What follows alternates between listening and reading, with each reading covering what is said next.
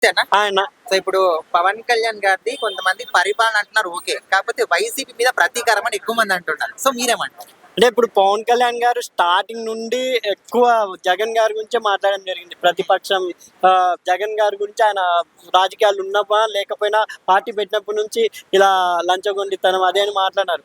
ఇప్పుడు power star గారికి నిజంగా చాలా మంది ఆయన ముఖ్యమంత్రి హోదా ఇస్తేనే ఇంకా బెటర్ అని అంటున్నారు కాబట్టి ఈ ఎందుకంటే పవన్ కళ్యాణ్ గారు చెప్తే ప్రజలకు అర్థమవుతుంది. ఇప్పుడు చాలా మంది చంద్రబాబు నాయుడు గారు 6 అవి క్యాన్సిల్ చేస్తున్నారు. ఆయన క్యాన్సిల్ అని చెప్పలేదు. కొంచెం టైం పడుతుంది. ఫస్ట్ మేము అభివృద్ధి మీద దృష్టి పెడుతున్నాం. ఎందుకంటే సపోజ్ ఇప్పుడు నెక్స్ట్ 5 years జగన్ గారు ఉన్న కాలంలో ప్రతిదానికి పథకాలు ఇచ్చారు. కానీ ఫలితంగా అభివృద్ధి లేకపోయింది.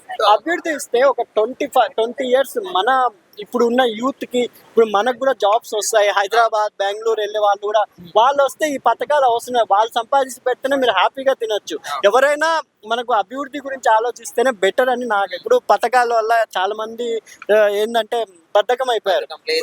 పవన్ కళ్యాణ్ గారు లాంటి వాళ్ళు ప్రెస్ మీట్ పెట్టి చెప్పారంటే కొంతమందికైనా అర్థమవుతుంది నా అభిప్రాయం. ఎందుకంటే 6 visions కరెక్టే. చంద్రబాబు నాయుడు పూర్తిగా ఇవ్వరు అని చెప్పలేదు.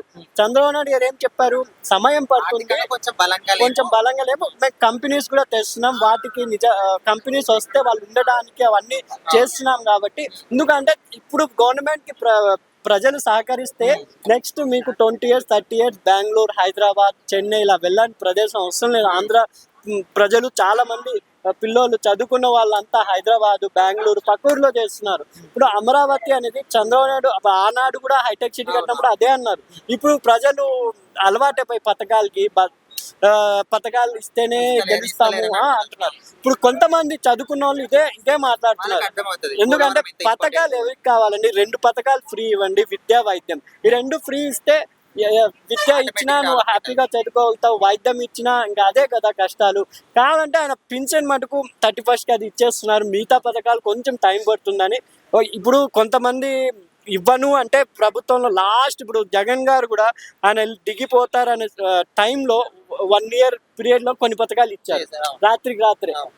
అలా చెప్పలేదు చంద్రబాబు గారు, నేను ఇస్తాను మీకు అంటే. ఇప్పుడు ఆయన ప్రెస్ మీట్ పెట్టి చెప్పగానే పర్వాలేదు, ఇవ్వలేదు అని విమర్శలు చేస్తున్నారు. కానీ ఆయన ప్రెస్ మీట్ పెట్టి వీటికి ఎందుకు ఇవ్వలేను, ఎందుకు దేనికోసం డబ్బు ఖర్చు చేస్తున్నారని వివరంగా క్లియర్ గా చెప్పారు. కాబట్టి నిజంగా పవన్ కళ్యాణ్ గారు అండ్ చంద్రబాబు వీళ్ళిద్దరు ద్వయం హ్యాపీగా సాగుతుంది. ఆంధ్రాలో ఎన్ని కష్టాలైనా ఒడిదులు వెళ్తున్నారు.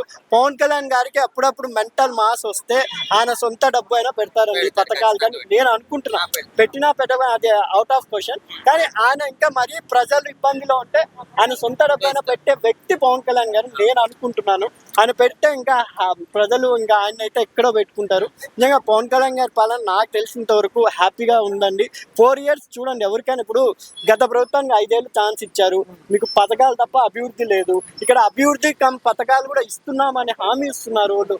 అంటే ప్రెస్ మీట్ పెట్టి మరీ హామీ ఇస్తున్నారు. కాబట్టి అభివృద్ధి ఎవరికైనా కావాలి. ఎందుకంటే ప్రతి ఇంట్లో పిల్లోళ్ళు ఉంటారు, వాళ్ళు చదువు భవిష్యత్తు అంతా ఒక అభివృద్ధి పరంగా కంపెనీస్ కూడా దావోస్కి వెళ్ళి తెచ్చారు. కాబట్టి నిజంగా పవన్ కళ్యాణ్ గారు అండ్ చంద్రబాబు విజన్ కి హ్యాట్స్ ఆఫ్ చెప్తూ, పవన్ కళ్యాణ్ గారు ఇంకా మంచి ప్రజల్లో వెళ్ళి పవన్ కళ్యాణ్ గారు నోట ఈ మాట వస్తే ఇంకా అర్థమయ్యే వాళ్ళకి అర్థమవుతుంది నా అభిప్రాయం అండి.